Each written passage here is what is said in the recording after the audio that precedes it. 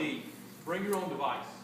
So this is a phrase that's kind of out in the vernacular. It just means everyone's going to have some device somewhere, right? And you're going to have a computer in your pocket, your kids are going to have a computer in your pocket, and everyone in the classroom soon will. So kind of what's like, there's some things that might be evolved, how that will evolve things. Well, I think you'll see a calculator app that has a lock on it.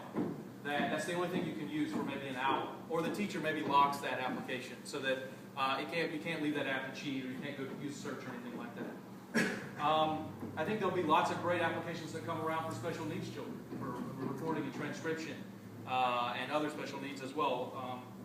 I think maybe there's a chance that we'll have a science application that comes along that uses the agrometer, or maybe the movie inside of the ability to record video and watch maybe a chemical reaction happen and record that like in a digital diary.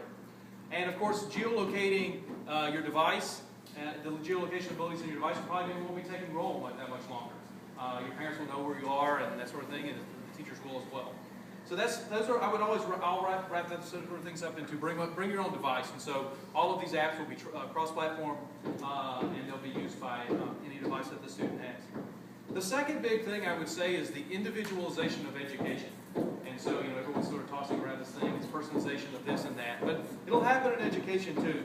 I think the first way that happens is collaborative filtering with students. And so, in the same way that Netflix has a machine learning algorithm that will help you understand what movies are better for you, you're also going to see a refinement of curriculum in that way. So, how does this student learn better than this other student, and what sort of materials might we follow up with that student, and you'll know this a lot better. So, personal refinement of curriculum.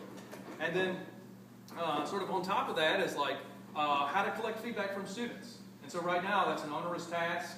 We typically don't get feedback on our performance in school until we've been studying a particular subject for weeks or months. You can easily get micro-feedback every day. So what's the answer to these 3 math problems? What's the, noun, subject, pronoun, that sort of thing in the sentences. So micro-feedback to students as well. So I put all that in the bundle of individualization of education. Now, if we take these 2 things together, I think if you study public policy and around education, one of the things that hopefully pops in your mind is the achievement gap. And for those who aren't aware, the achievement gap is out there in the vernacular and just refers to the observed disparity on education measures between groups. And typically, this has the connotation of minority students in particular. And so, how does this impact these different groups? Unfortunately, I think it's probably negatively, especially at first, when those groups are going to tend to have access to devices that are older, they don't have the most innovative applications on it. And this begs the question, does the government have a role here? Is there a nonprofit that will come along to make sure that this bring your own device occurs not just in folks who are able to afford the devices, but across the spectrum? So that's kind of more like a public policy point to think about in terms of how are we going to make sure that everyone has a device. Another point that I think is worth emphasizing is around data collection. So in the past, data collection was very binary, and now it's going to be much more multifaceted. And I'll give you an example of an application. There's an application out there called PulsePoint.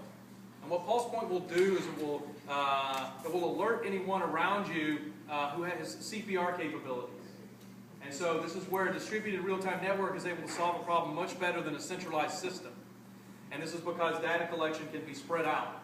Now, what's the application here for education? Maybe that's a tutor network where, okay, I haven't had calculus in a while, but maybe I brush up on it. I'm going to jump on and do calculus tutoring for 30 minutes every day. And I don't know who the student is, I don't know where they are, it doesn't really matter. It's just like all these marketplaces that you're seeing, like Uber and TaskRabbit, where essentially the business model is just increasing the utilization rate of some asset. I think you'll see a lot of those come to bear on education. I think that's a very positive thing. It's a way to, I guess you say micro-help or micro-mentor. I wouldn't be surprised at all if there's a model out there right now that exists, and if not, I'm sure it'll be coming along soon. The last thing is modularity. So what does that mean, I guess? Typically procurement cycles in the government last for the very long cycles. They are very top-down. I think with modularity, what it allows people to do is break that up, and then you'll see market forces come to bear on this process much more than we have in the past. So LearnBoost is a good example, actually. They started off with one product, and now they have a suite of products. And I'm sure they're going to add more, and you guys will probably add to their platform. I'm sorry, I don't know if you have an API, but if you don't, I'm sure you will soon. And so you'll be adding to their repertoire and their suite of things. And that modularity approach means that we're no longer locked into one decision at time 0 that has implications for infinitum. there are going to be, the purchasing cycle for technology and education will change, and it'll be much more closely associated to what the market can bear. And then I'll throw an SMS plug in here as well. SMS is always going to be your lowest common denominator to reach students. I think, I don't want to say that too strongly, but I do believe that to be true. No matter what the data network is or push notifications come along, they take most of SMS out, probably going to always be there. And I'll just leave you with another anecdote the way I started. There's a famous case study about the Montgomery County school system in Maryland. And there's a white superintendent there of the school system that was a majority minority district that they were struggling with how do they get minority students to participate in AP courses and do well in classes. And actually the superintendent said, I just want you to do, there's an assumption that these students aren't taking the classes because they can't perform well. And the superintendent just said, you know what, I want to challenge that assumption. I want to have the same high expectations of my black students and my Hispanic students that I do of white students. And he said, the only thing I want you to do is I want you to ask these minority students to participate in these courses. Well, guess what happened? When they did this, they passed the AP courses at approximately the same rate as the white students. So don't get caught in the cycle of low expectations. And that's something that technology can really help with.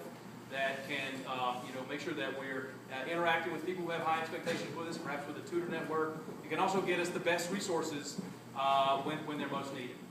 So I think what you're doing is really important, and I'm hoping you'll be able to utilize the tools that you have and the gifts that you have to make the public education system in the United States better. With that, I'd like to bring Joel up and have him speak just a bit about some of the things that we're seeing specifically with Twilio. We have a number of people who built applications on Twilio in the education space. To be frank, I'm not sure that they're publicly referenceable right now, so I don't want to get in trouble. But he's going to show you something that you could build on the platform and that could potentially help in your classrooms or something that you might want to deploy.